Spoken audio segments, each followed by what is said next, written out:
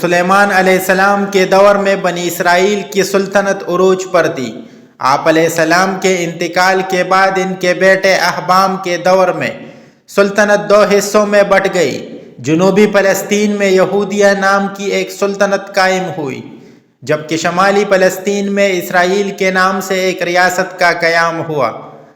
ان دنوں سیدہ یعنی موجودہ لبنان کی شہزادی ایزابیل کی خوبصورتی کے چرچے چاروں سوم عام تھے۔ چنانچہ اسرائیل کا بادشاہ جس کا نام اہیب تھا اس سے شادی کر کے اسرائیل لے آیا۔ ان دنوں لبنان اور شام میں بال کی پوجا کی جاتی تھی۔ بغل پنی کی اقوام کا ایک قدیم دیوتا تھا۔ اہیب اول درجے کا زن مرید ثابت ہوا اور اپنی ملکہ ایزابیل کے کہنے میں آ کر بال کی پوجا شروع کر دی۔ اہیب نے اسرائیل کے صدر مقام سرمیا میں بال کا بہت بڑا ایک عالیشان مندر تعمیر کیا۔ اس کو کچھ دیکھ کر اس کے رعایا بال دیوتا کے پوجا کرنے لگے۔ اسی طرح سامریہ شہر کا نام بلغیب یعنی بغل کا شہر پڑ گیا۔ پورے ملک میں بغل کی عبادت گاہیں تعمیر ہو گئی اور اس کے نام پر قربانیاں دی جانے لگی، اور یوں یہودی حضرت موسیٰ علیہ السلام کے بتائے ہوئے دین سے منحرف ہو گئے۔ اسی وقت میں بھی چند اللہ والے لوگ تھے جو لوگوں کو برے کاموں سے روکتے اور اللہ تعالیٰ کی طرف بلاتے۔ انہی حضرات میں ایک نیک بزرگ یرمیہ بھی تھے۔ بغرل کی پوجا کی ایک خاص دن ملکہ ایزابیل اور بادشاہ اہیب بغل کے مندر میں موجود تھے اور پوجا زور شور سے جاری تھی۔ تب یرمیہ اہیب کے پاس آئے، اسے سمجھانے کی کوشش کی کہ بت پرستی چھوڑ کر اپنے دین حق کی طرف لوٹ آؤ۔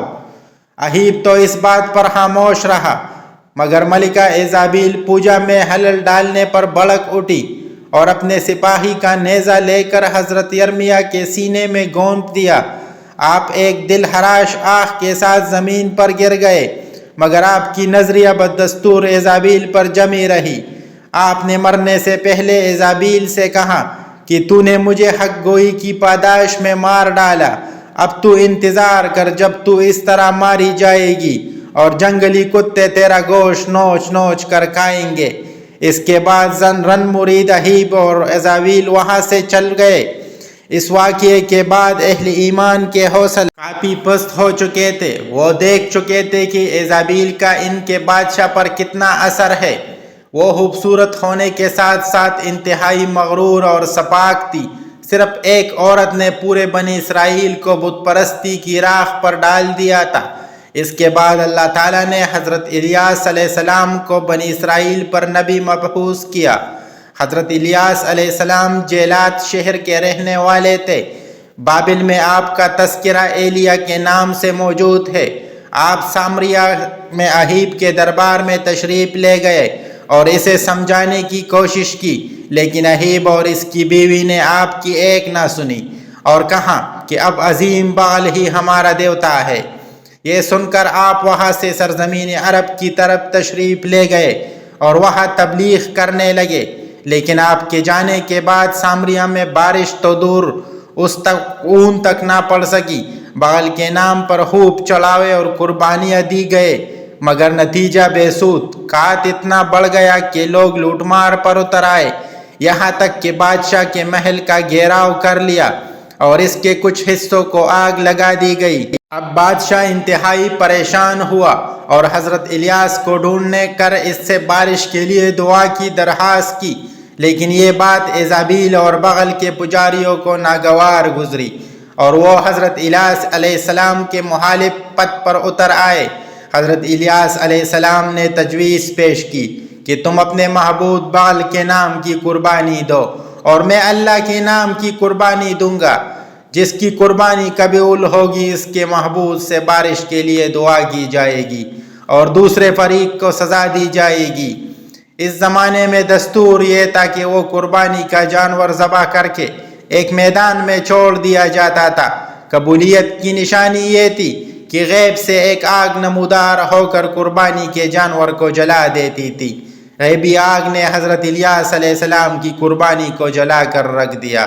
یہ دیکھ کر بادشاہ کے اوپر لرز طاری ہو گیا۔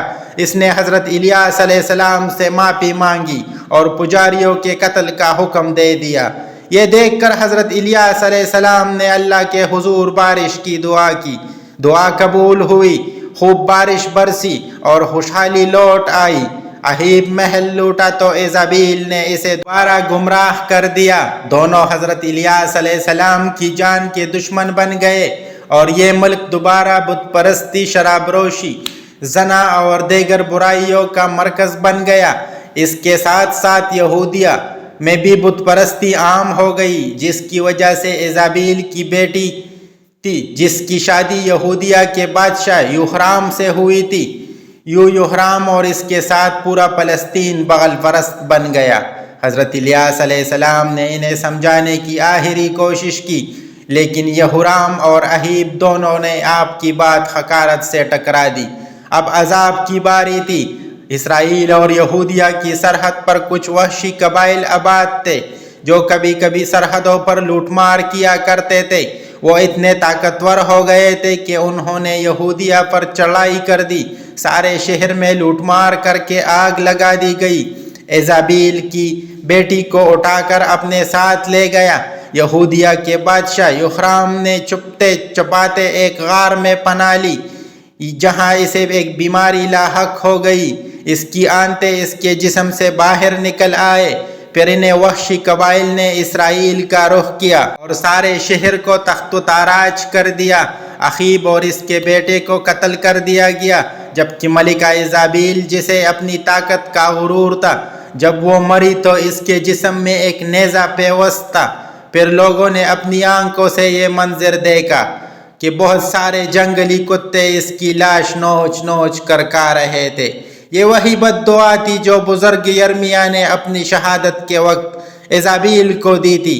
اس کی موت کے وقت نہ تو اس کا دیوتا کام آیا، نہ لشکر اور نہ ہی حسن۔